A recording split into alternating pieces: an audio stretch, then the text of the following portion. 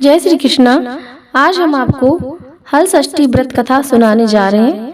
मथुरा के राजा कंस अपनी बहन देवकी को विवाह उपरांत विदा करने जा रहे थे, तो आकाशवाणी के वचन सुन कि देवकी का 8वां गर्भ तेरी मृत्यु का कारण बनेगा, जानकर बहन बेनोई को कारागार में डाल दिया और वसुदेव देवकी के 6 पुत्रों को एक एक कर कंस ने मार डाला।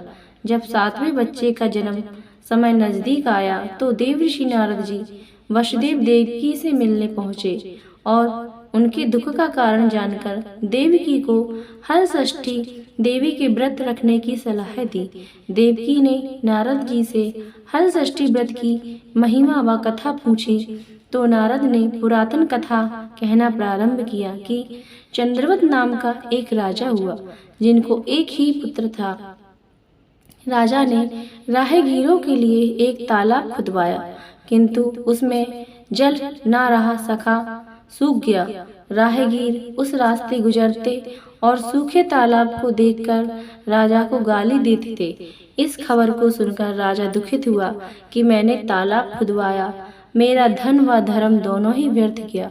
उसी रोज रात राजा को स्वप्न में वरुण देव ने दर्शन देकर कहा कि यदि तुम अपने पुत्र का बलि तालाब में दोगे तो जल भर जाएगा। सुबह राजा ने स्वप्न में कही बात दरबार में सुनाई और कहा कि मेरा धन व धर्म भले ही व्यर्थ हो जाए, पर मैं अपने पुत्र का बलि नहीं दूंगा। यह बात लोगों से होती हुई राजकुमार तक पहुंची तो वह सोचने लगा कि यदि मेरी बलि से तालाब में पानी आ जाए तो लोगों का भला होगा।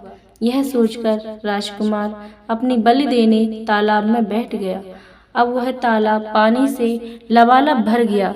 जल के जीव जंतु से तालाब परिपूर्ण हो गया। एकलौते पुत्र के बलि हो जाने से राजा दुखी होकर वन को चला गया।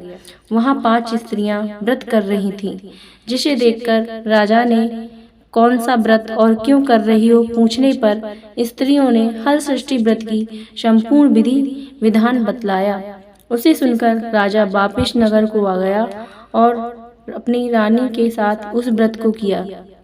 व्रत के प्रभाव से राजपुत्र तालाब से जीवित बाहर निकल आया। राजा परिवार सहित हल षष्ठी माता के जयकार कर सुखपूर्वक निवास करने लगा। अब नारद जी ने देवकी से हल षष्ठी व्रत की अन्य कथा कहना शुरू किया कि उज्जैन नगरी में 2 सौतन रहती थीं। एक का नाम रेवती था तथा दूसरी का नाम मानवती था।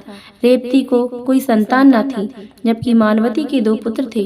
रेवती अपने सौत के बच्चों को देखकर हमेशा सौतिया डाहे से जलती रहती और उनके पुत्रों को मारने का जतन ढूंढती रहती थी। एक दिन उन्होंने मानवती को बुलाकर कहा कि बहन, आज तुम्हारे मायके से कुछ राहगीर मुझसे मिले थे। उन्होंने बताया कि तुम्हारे पिताजी बहुत बीमार हैं और वह तुम्हें देखना चाहते हैं। पिता की बीमारी को सुनकर मानवती दुखी हुई। रेवती कहने लगी कि बहन, तुम शीघ्र अपने पिता से मिलने चली जाओ। तुम्हारे आने तक मैं बच्चों का ध्यान रखूंगी। सौत की बात को सच मान और अपने पुत्रों को रेवती के हाथों सुरक्षित देकर मानवती पिता से मिलने मायके चली गई। अब रेवती बच्चों को मारने का अच्छा मौका जानकर उन दोनों बच्चों को मारकर जंगल में फेंक आई। इधर मानवती जब मायके पहुंची तो पिता को स्वस्थ देखकर पिता से अपने सौत की कही बातों को कह कुशल क्षेम पूछती है। अब मानवती के माता पिता ने अनहोनी के संदेह से पुत्री को जाने को कहती है, किंतु मानवती की माता ने कहा कि पुत्री, आज हल षष्ठी माता का व्रत का दिन है, अतः तुम भी पुत्रों की दीर्घायु की कामना से यह व्रत कर आज की जगह कल चली जाना। माता की सलाह मान मानवती पुत्रों की स्वास्थ्य कामना से हल षष्ठी माता का व्रत धारण कर दूसरे दिन अपने घर जाने को निकली।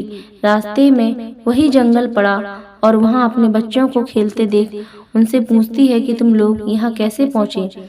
तब पुत्रों ने बताया कि आपके चले जाने पर हमारी दूसरी माता रेवती ने मारकर यहाँ फेंक दिया था कि तभी एक दूसरी स्त्री ने हमें फिर से जिंदा कर गई। अब मानवती को समझते देर न लगी कि यह सब माता हल षष्ठी की कृपा से संभव है और माता की जयकार करती हुई घर को गई। नगर में मानवती के पुत्रों को पुनः जीवित देख और माता हल षष्ठी की महिमा जान सभी स्त्रियां हल षष्ठी व्रत करने लगीं। एक बार राजा युधिष्ठिर ने भगवान श्री कृष्ण से अत्यंत शोक संतप्त भाव से कहा, हे देवकी नंदन सुभद्रा, अपने पुत्र अभिमन्यु के मरणोपरांत शोक संतप्त हैं। वह अभिमन्यु की भार्या उत्तरा के गर्भ की संतान भी ब्रह्म अस्त्र के तेज से दग्ध हो रही है, क्योंकि दुष्ट अश्वत्थामा ने गर्भ को निस्तेज कर दिया। द्रौपदी भी अपने 5 पुत्रों के मारे जाने से अति दुखी है। अतः इस महादुख से उत्थान हेतु कोई उपाय बताएं। तब श्री कृष्ण जी ने कहा, राजन, यदि उत्तरा मेरे बताए इस अपूर्व व्रत को करे तो गर्भ का निस्तेज शिशु पुनर्जीवित हो जाएगा। यह व्रत जो भाद्रपद की कृष्ण पक्ष षष्ठी पर भगवान शिव, पार्वती, गणेश व स्वामी कार्तिकेय की विधि विधान द्वारा पूजन पुत्र पौत्र की अल्पायु व शोक के महादुख से मुक्ति प्रदाता है। इस व्रत के संदर्भ में श्री कृष्ण ने राजा युधिष्ठिर को कथा बतलाते हैं कि पूर्व काल में सुभद्र नाम का राजा था, जिनकी रानी का नाम सुवर्णा थी। राजा रानी को एक हस्ती नामक पुत्र था। एक बार राजपुत्र हस्तिधाय माँ के साथ गंगा जी स्नान करने गया। बाल स्वभाव बस हस्ती जल में खेलने लगा। तभी एक ग्राह ने उसे खींचते हुए जल के अंदर ले गया। उसकी सूचना धाय माँ ने जाकर रानी सुवर्णा से कह सुनाया। इस पर रानी ने क्रोधवश धाय के पुत्र को धधकते हुए आग में डाल दिया। पुत्र शोक से व्याकुल धाय माँ निर्जन वन को चली गई और वन में एक सुनसान मंदिर के पास रहने लगी। वन में सूखा तृण, धान्य, महुआ आदि जो मिलता खाती और मंदिर में विराजित शिव, पार्वती, गणेश की पूजन कर दिन व्यतीत करने लगी। इधर नगर में एक अद्भुत घटना घटित